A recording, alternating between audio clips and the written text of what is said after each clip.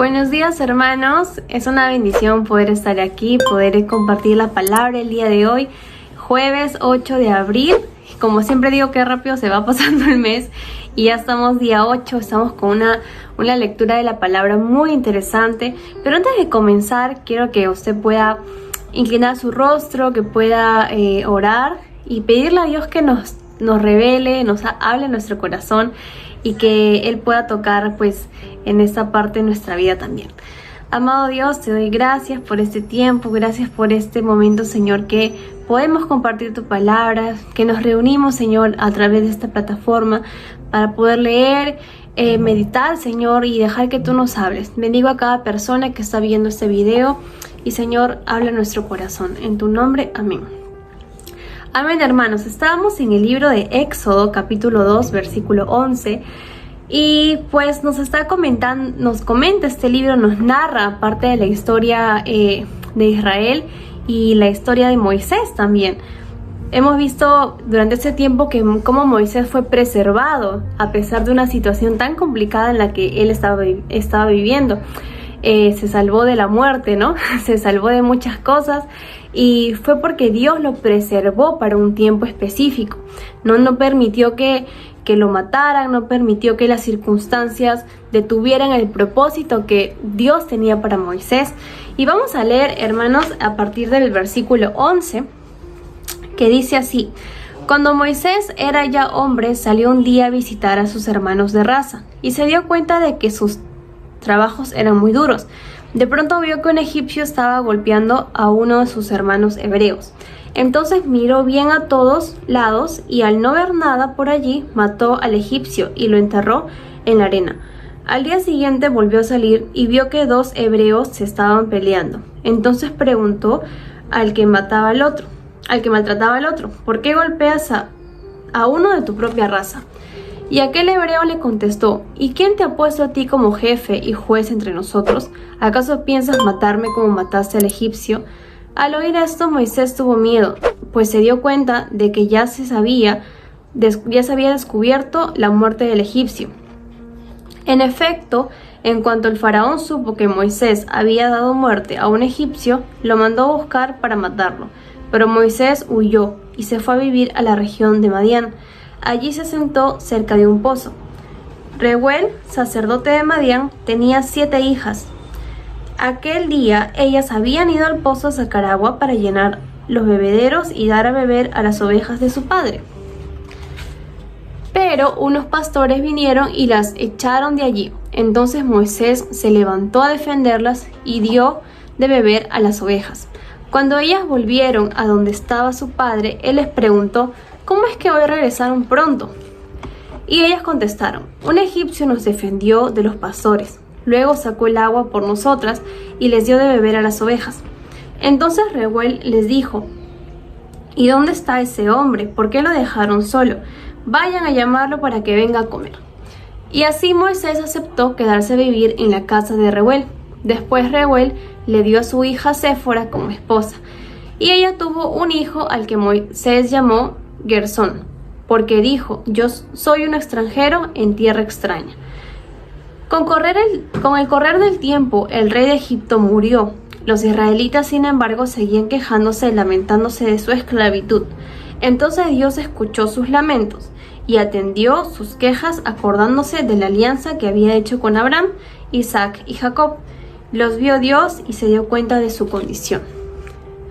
Y vimos, hermanos, que aquí sucede algo con Moisés. Moisés, a pesar de que él creció y vivió dentro de un palacio, se puede decir que tuvo una muy buena vida, vivió con lujos, vivió con bastante comida, vivió con educación, se crió y creció con la gente de nobleza, se puede decir, porque prácticamente se llamaba el hijo de una de las hijas del faraón, ¿no?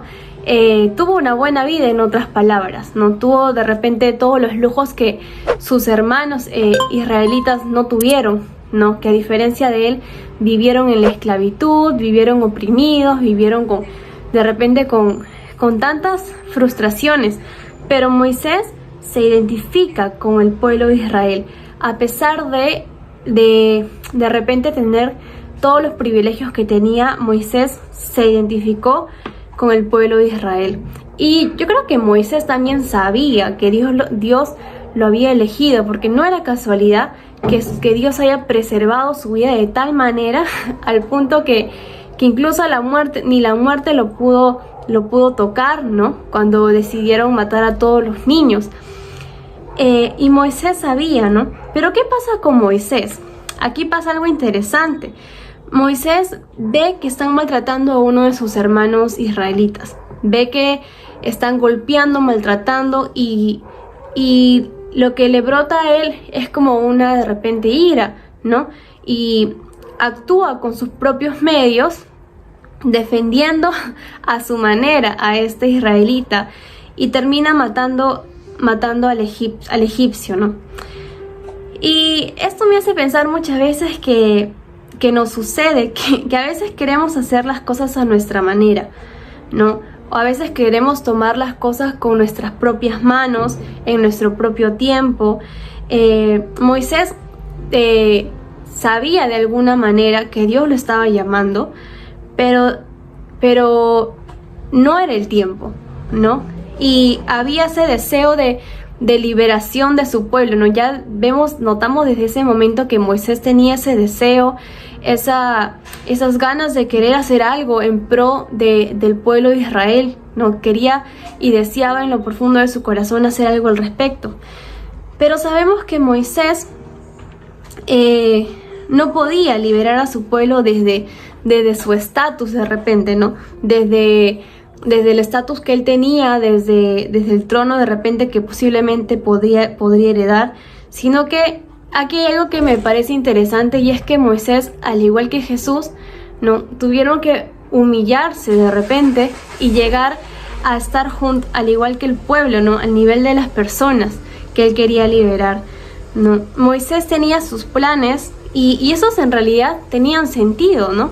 Pero muchas veces desde la perspectiva de Dios no eran de esa forma, no eran de la manera que Dios quería actuar, no eran de la manera que Dios quería obrar. De alguna manera Moisés se adelantó a los hechos, ¿no? Se adelantó a la liberación que Dios ya tenía planeada para Israel, porque sabemos que nada escapa del grande plan de Dios.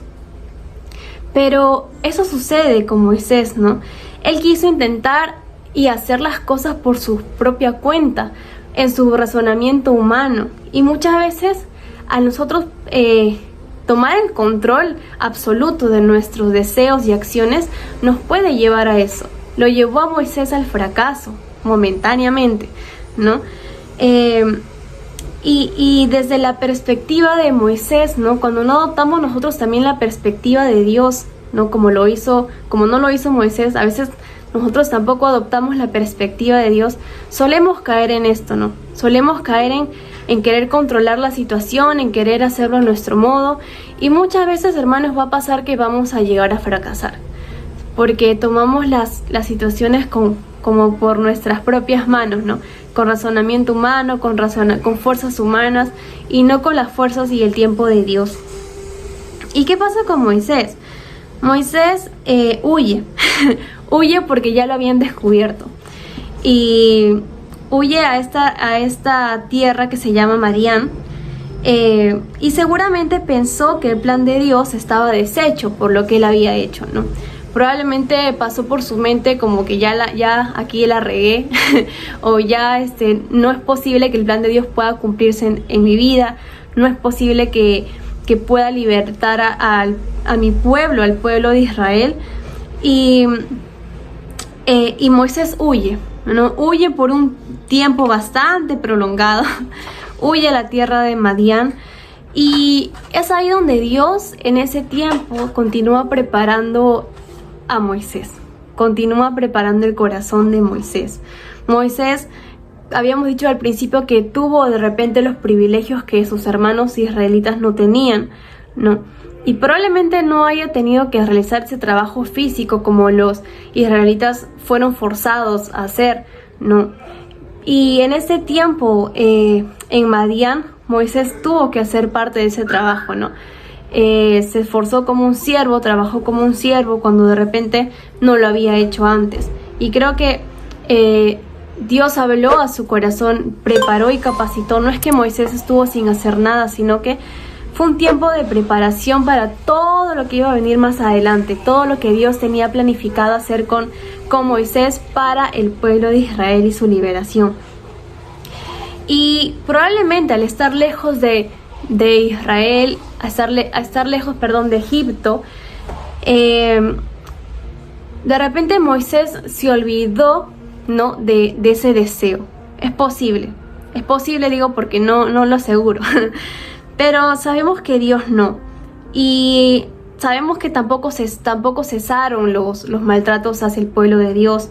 Tampoco cesaron el trabajo forzado, ¿no? La explotación que les hacían a los israelitas. Y en los últimos versículos que estuvimos leyendo, dice que Dios oyó el gemido de ellos y se acordó de su pacto con Abraham, Isaac y Jacob. Recordar que Dios puso su atención en Israel, no porque ellos fueran buenas personas, no por las cosas buenas que posiblemente pudieron haber hecho, sino que Dios se acordó de Israel por el pacto que había hecho con ellos, por el pacto que tenía con Abraham, por el pacto que tenía con Isaac y por el pacto que tenía con Jacob. Y Él nos da su amor, Dios nos da su amor y su atención en el mismo sentido, ¿no? Cuando recordamos el pacto de relación que tenemos con Dios a través de Jesús, ¿no? Y esta historia, esta parte, este fragmento de la vida de Moisés, enseña varias cosas, ¿no? Yo creo que una de las cosas que nos enseña es que dejemos en las manos de Dios los planes que Él tiene para nuestra vida. Dejemos y confiemos en que el propósito de Dios es mucho más grande que el nuestro. Y dejemos que nuestra mente sea transformada por la mentalidad de Cristo, que adoptemos la mentalidad de Cristo. Otra de las cosas es que si fallamos, ¿no?, y por un momento pensemos que ya no hay solución, que Dios no puede trabajar con mi vida, o que de repente Dios, ya no soy digno de repente de servir a Dios, no es verdad, porque tenemos un Dios que perdona, tenemos un Dios lleno de amor y de misericordia. Y miren, a pesar de que Moisés se sintió que fracasó o se equivocó y huyó, ¿no?